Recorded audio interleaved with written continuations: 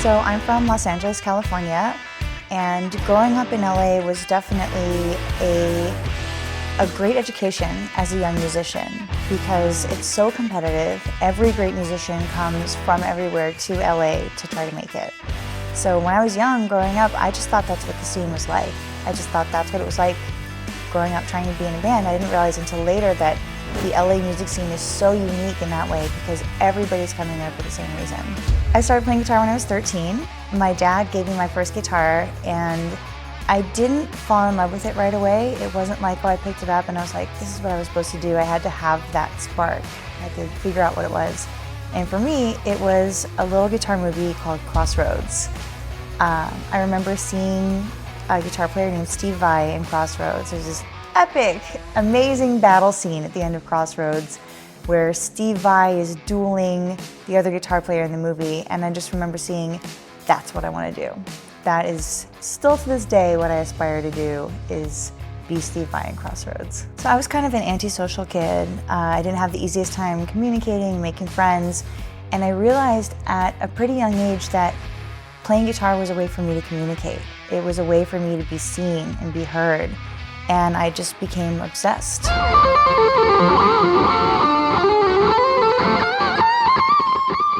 I would wake up and bring my guitar to school. I would take it to school with me and play in between classes. At lunch, I would sit and play guitar on the bleachers. My mom was always telling me to put the guitar away, it's time to go to dinner. And then at night, I would stay up late, after the lights were out and play guitar and fall asleep with the guitar in my hands. So I grew up in gymnastics. I grew up in sports, competitive sports. And I remember competing, when I was probably 8 or 9, I started competing against other gymnasts my age. And I realized really early on that the amount of work that you put in is directly related to what you get out of it. The more I practiced, the better I did in competitions. The more work I put in at the gym, practicing my routines, practicing my tricks, the more likely I was to nail it in competition and place higher. So when I started playing guitar, I feel like that served me really, really well because I understood the value of putting in the hard work and getting better at something.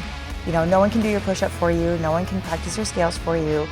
You just have to do it yourself over and over and over again until it gets better. So growing up in sports, I was a really, really active kid. And then when I started playing guitar, my fitness completely fell by the wayside. I was not interested in it at all. All I wanted to do was play guitar.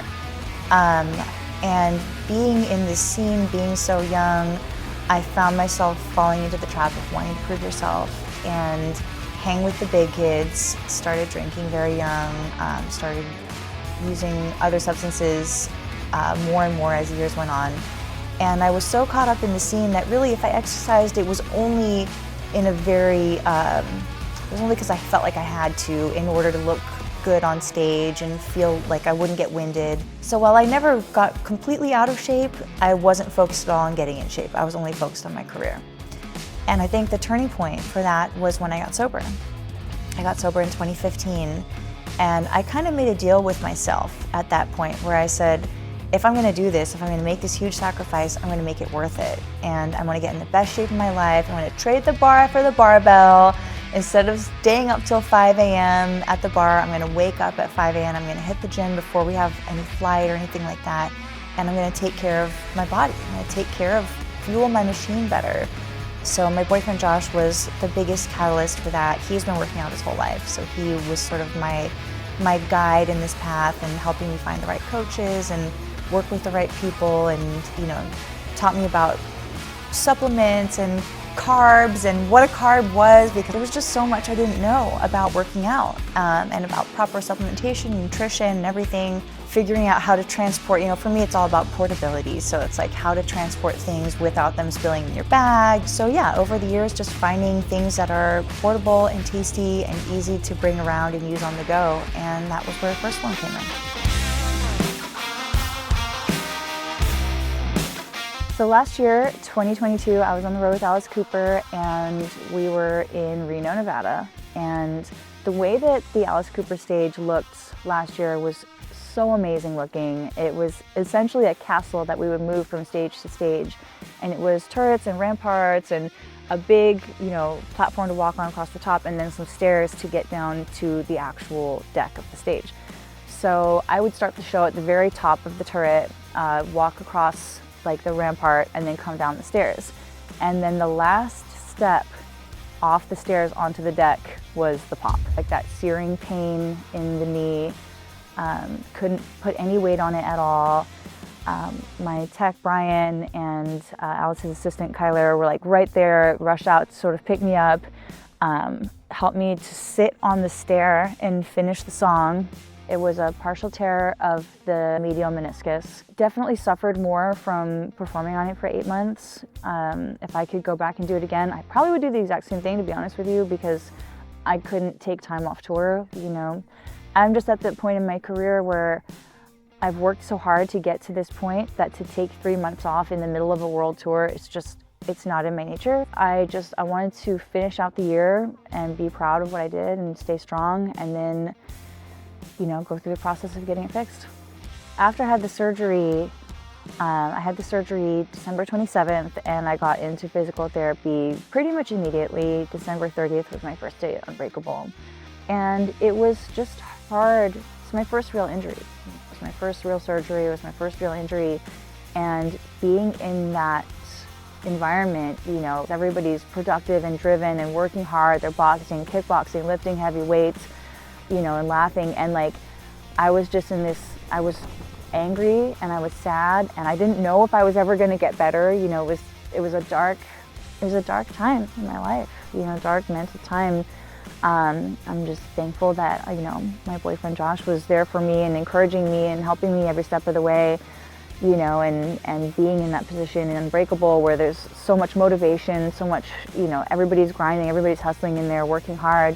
It was a great environment to be in. It's crazy to think that surgery was 2 months ago, in just a couple days. We're almost at that 2-month mark, that 8-week mark that sort of is the benchmark everybody talks about.